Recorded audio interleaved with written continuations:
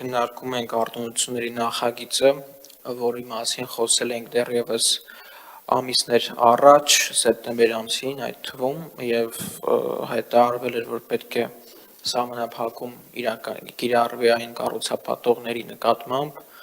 ովքեր որ պատշաճ չեն ապահովի իրենց կահավորումը շինհրապարակներում, եւ այսօր այդ դիրքորոշման արտահայտումը իրականացնենք շուտով քվեարկությամբ եւ կարծում եմ, որ մեր շինարարական ընկերությունները, կառուցապատող ընկերությունները արդեն իրականում կհասկանան, որ այն ինչ որ ասում էր, դա լուրջ էր եւ պետքա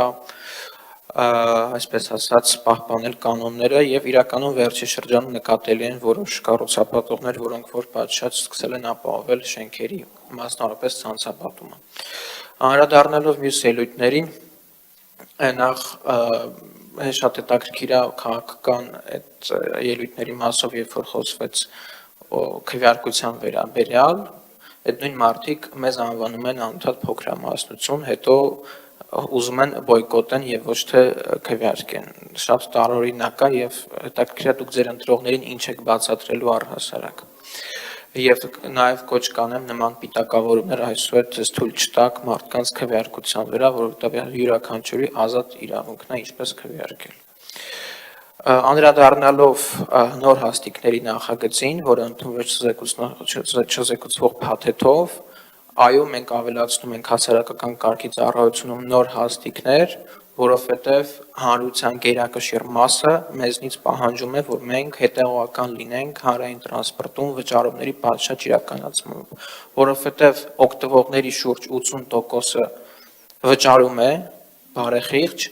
եւ ունի արդարացի դժգոհություն այն 20%-ի նկատմամբ, ովքեր որ չեն վճարում։ Եվ մենք որպես քաղաքային իշխանություն պարտավոր ենք մարդկանց պահանջին ականջալուր լինել։